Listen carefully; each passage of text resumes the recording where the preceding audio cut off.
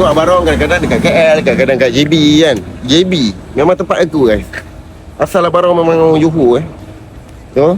Yang mana korang ada masalah cuma kereta, yang mana tengah tengok video ni, tak kisahlah apa kereta pun, kalau nak Barong pasang PMDM tepi appointment ni bagi. Terima kasih banyak Tumpah Bingking.